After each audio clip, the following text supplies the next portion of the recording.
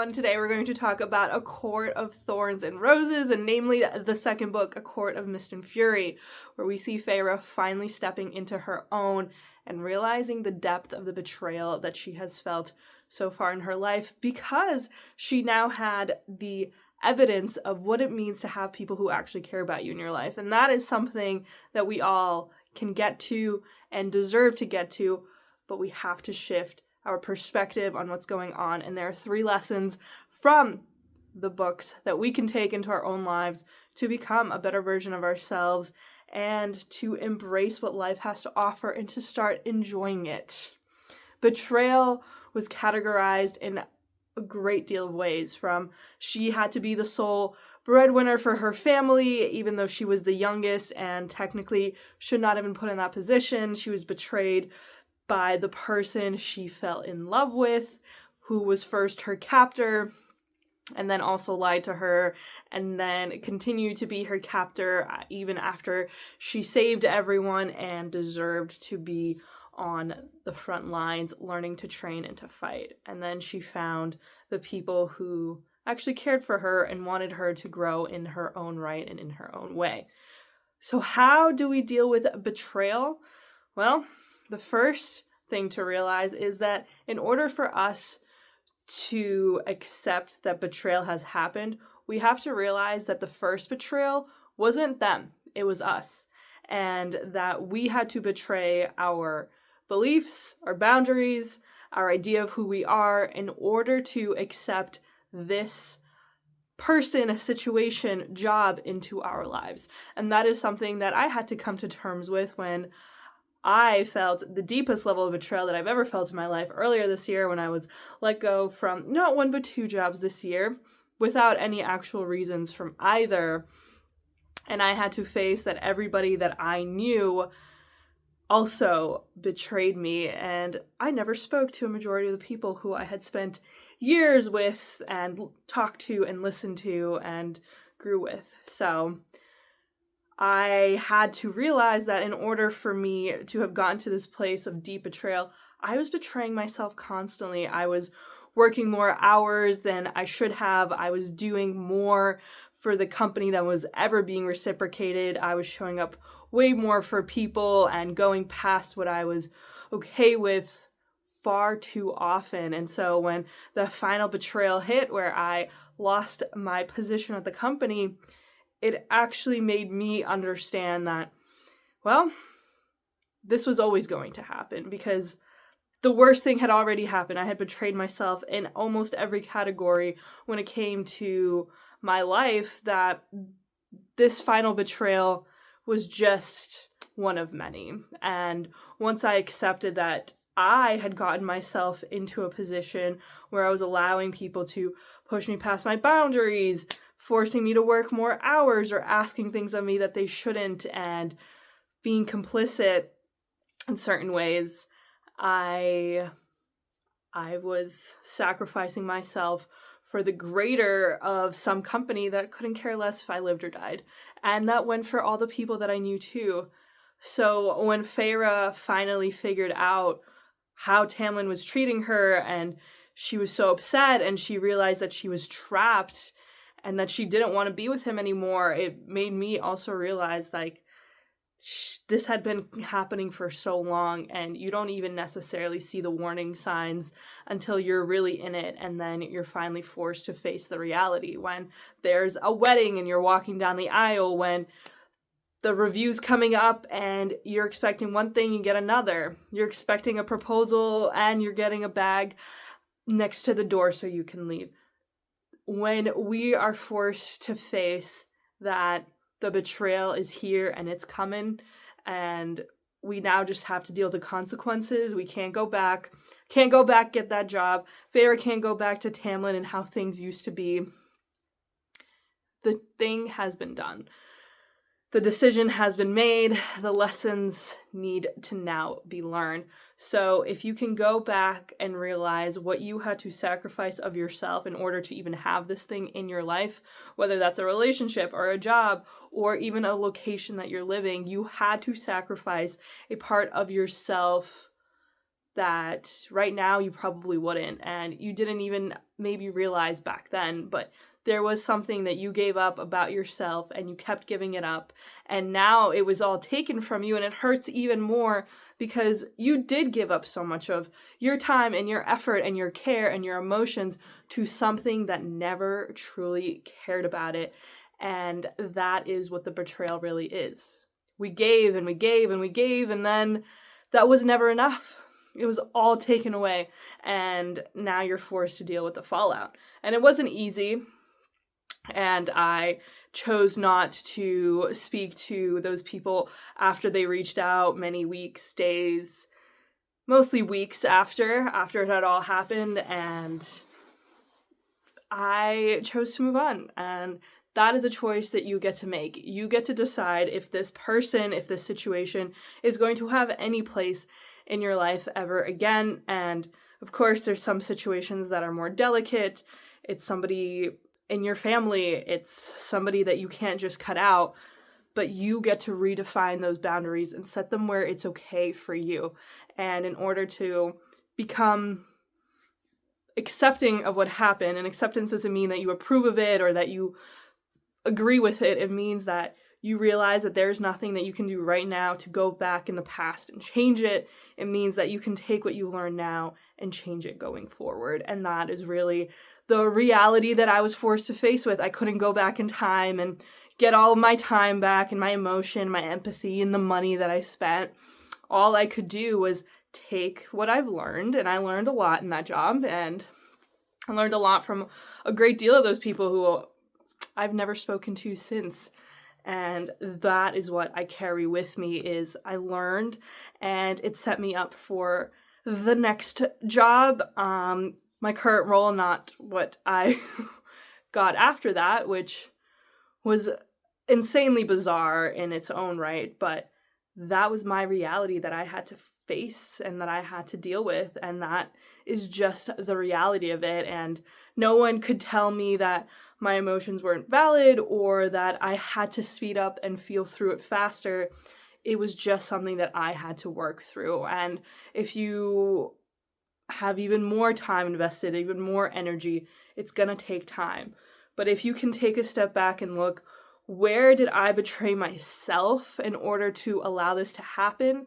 And to realize that that's where the anger really lies, is that not only did you not even want this in the first place, it wasn't even that good for you, and you knew it.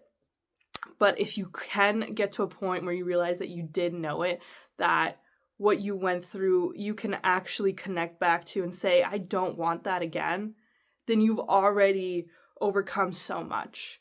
And no one can take that away from you. They can take the job and the relationship and the status and the house. They cannot take what you've learned and who you've become because of what you've been through. And that is your lesson to learn, and it is going to be the best way to overcome what has happened. So it's difficult to look at, especially when you're right in the middle of it, right in the heart of it. But I realized that I had given up so much that I wasn't going to give anybody any more time. The pathetic attempt to come into my life where people didn't even say, how are you? They're just like, hope you're doing well. I decided that that wasn't going to be worthy of my time anymore. And that might have been the smallest hill to stand on and be like, I am not answering somebody who does not ask me a question. If you send me a text and it does not have a question associated with it, and you were there with me when all of this was going on, I have nothing to say to you. And I had to find which hills I was going to stand and die on. I was like, I will not speak to anybody who does not come at me correctly anymore. And I didn't, and that is why I speak to none of them anymore. And it was difficult, but it got me here, and I think that's what matters truly, is you have to decide what your new boundaries are. The betrayal has happened, and guess what? Now you get to start over. You get to start from scratch. You get to redefine these relationships, because what? They're going to leave you again? The job couldn't fire me again or let me go, whatever, and neither could the other one. I got to choose what happens next, and I was going to do with my time and my money and my efforts what I was going to do with it, and none of these people were going to tell me otherwise. And there was always an anxiety that associated any interaction with the people and the job and the time that I spent on it. And it is night and day how much freer I feel on the other side of it. And 8 months ago, I really had no idea where my life would go. But you have to believe in the timing that this isn't meant for you anymore. They betrayed you. You need to go. You need to leave. And if it was a betrayal in a relationship with a partner, it's up to you to decide. But I highly recommend realizing how much you've had to betray of yourself already to be in the situation before their betrayal even ever came up. That was something that Feyre had to do, and she finally got really good at, and was able to realize how badly Tamlin was treating her. And when she was fighting for not even her own people, but for his, and he wouldn't even look at her while she was in the competition, she finally just started to realize that all he wanted was one thing and wanted to keep her trapped in a house. So she had to learn that and realize that that's how it was the entire duration of their relationship, and that is how you get there. You have to realize what actually happened and how you betrayed yourself. She had to betray herself to fall in love with him because she was literally taken out of her life and forced into a new one and wasn't really given the opportunity to choose otherwise. She was forced into it. So now that she had made these decisions and she couldn't go back to a time where her family wasn't now in this new position, she just had to do what she could with what she had. So that betrayal ended, and when she stopped betraying herself to continue to be with him, she stepped into her own power that was more powerful than anybody else in the entire series. So you can also step into that power, but you have to realize that their betrayal has ended and that you need to stop betraying yourself now as well. Now, the other thing that betrayal often does is forces us to look at the time, the numbers associated with what happened. And we are way too often looking at the wrong numbers in life and defining ourselves by them. And what I mean by numbers is we look at the time we spent, we look at the hours, we look at how much money we lost, how many friends are no longer in our lives, how many things we missed out on. We focus on numbers, a number on the scale, a number in the bank account, a number of years to define the quality of our life, whereas it is only defining a quantity of a specific aspect of our life. And if we could shift our focus from the negative of what certain numbers can mean to the positive of what others mean, like 1 in 400 trillion, that is the chance of you being born. And everything else that you do is statistically more possible than the thing that you did as your very first thing. So you are able to transform your life if you look at the reality of what's going on. Some other numbers that might excite you is how many minutes in a day you get. There's 1,440 minutes every single day that you get to use in ways that excite you and help you become the better version of yourself. There's years in your life that are not here yet, and all the years that you have had so far should be seen with excitement that you got to live them. You're not just 25 years old, you've lived 25 years around the sun. You've lived through so many seasons and you've gotten to experience so many things.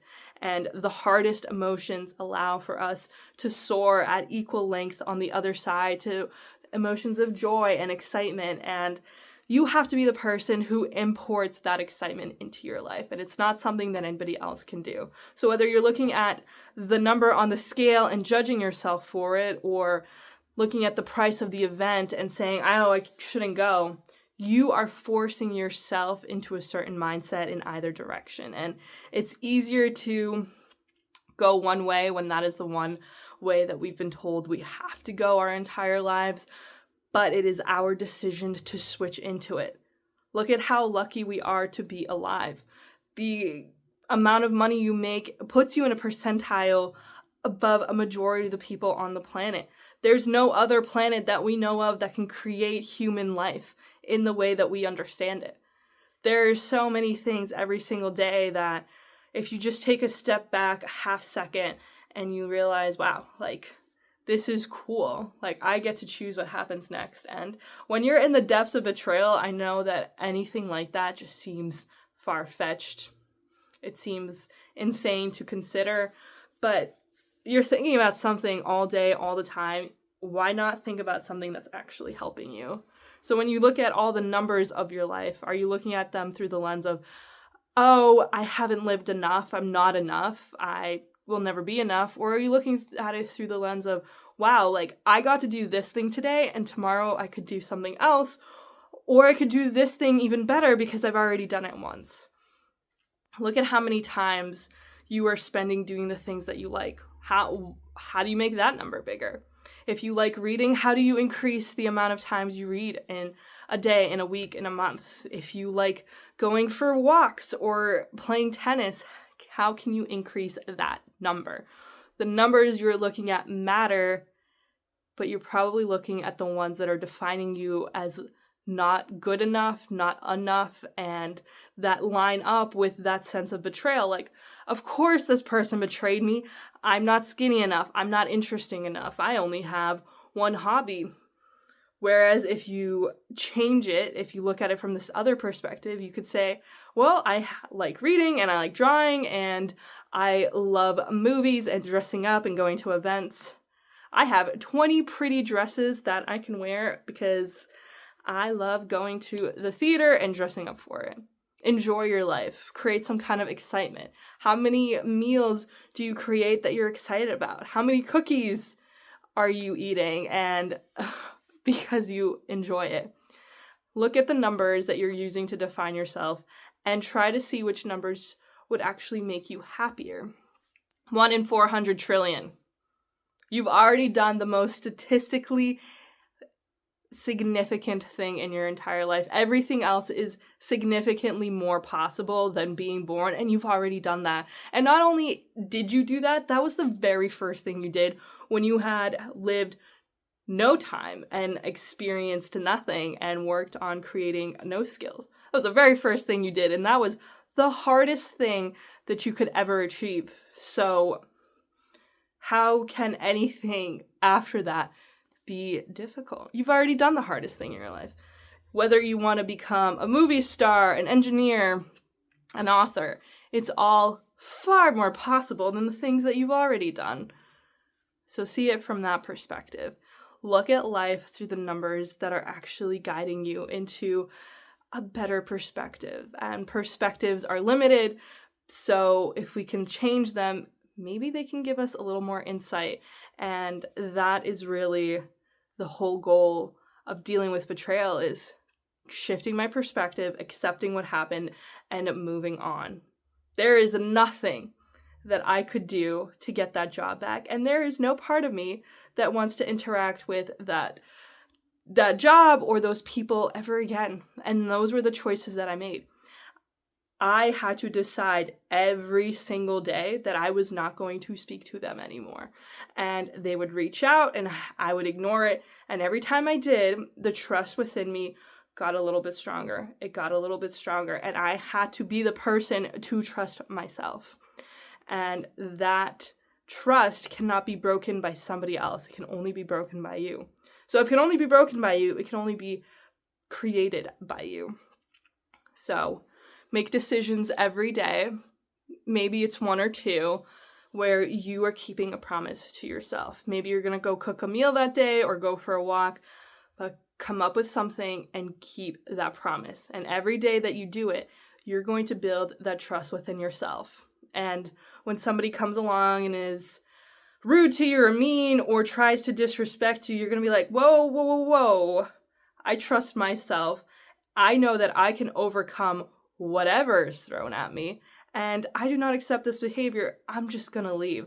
I'm not going to leave with fear that I won't find anything else or anything better. I just know that if I live on my own and create the experiences that I want to feel and the emotions that I want, then the people who will continue to bring those into my life will show up. And if no one shows up, I will have at least shown up for myself. And if you have that, you're already miles down the road from where you were when you were depending on other people, trusting that they won't hurt you. And then when they did, you had to start from scratch. This time, you're starting from the belief in yourself. So what can you do every single day to prove to yourself that you're going to be there for yourself, that you love yourself, and that what happened wasn't going to define you, because only you get to define yourself and get to decide what happens next. Which leads me into the last point, which is their betrayal ended, yours now needs to also end, which is pretty much the amalgamation of all of these things. You have betrayed yourself enough. Where can you now start creating the life that you want? When you get betrayed, it's like a reset button. Everything feels like it's in shreds, is burning, but from the ashes, you get to rise again. So how can you look at your finances, your mental state, your emotional state, your physical state, your spiritual state, and evaluate? Spend this time on you. Start creating habits that are working for you.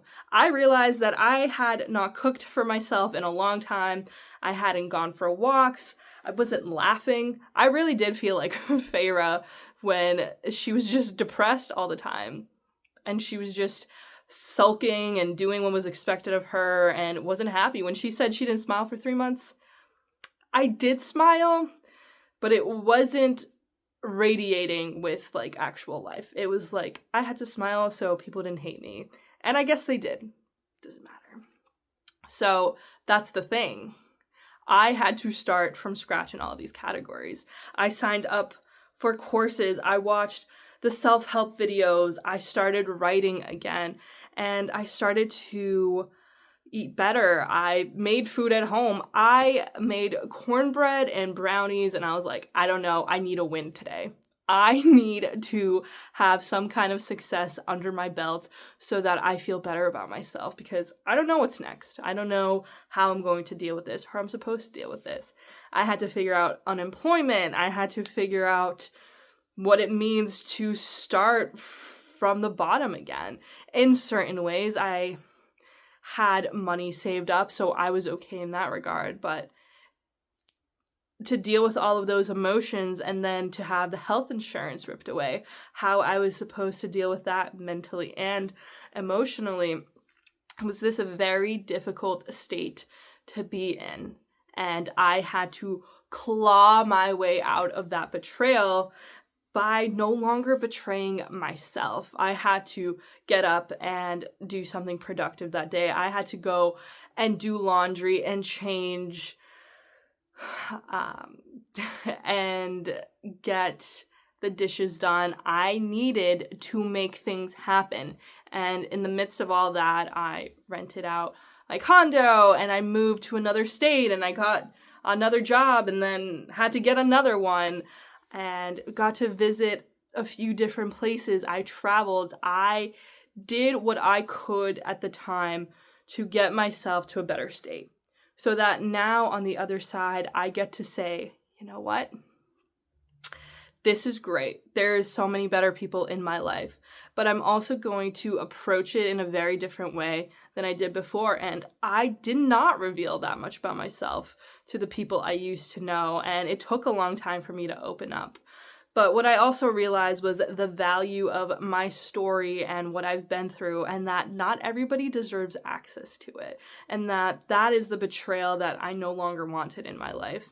And if I'm not giving access to people, I'm not expecting that from them, and I don't want relationships to be built off of the communication of a past of our lives. I want it to be forged in new experiences and moments that we can share together as friends or whatever, and build that connection that way, and not to be so determined to share all of the hard stuff that happened. It was my story to choose to share or not to share, and to open up about it when I could or when I chose not to. This was my decision to make, and nobody else was going to do it for me. My story is not something to just be handed freely to anyone who asks for it, and there were some people who did ask, and I shared what I felt comfortable with, and it wasn't inaccurate. There was a restructuring, there was a shift in their goals. I no longer worked there, and that was it. You speak on something once, and then you never speak on it again. I have many more interesting things to share and to occupy our conversations than some of the worst things that have happened to me, or even some of the best things. And to realize that being a person who's willing to listen and to share when necessary is a much better place to be, because I'm not at the end of conversations like, oh, I shouldn't have said that. Did I say too much? And if it does happen where I said a joke that failed, or I said something that was kind of weird and people didn't like it, I know that I can come back to myself and be like, all right, but I'm fine, because I made my bed every day and I do the dishes and I cook for myself. And that means that I trust myself that I can get out of whatever has happened to me or is happening to me.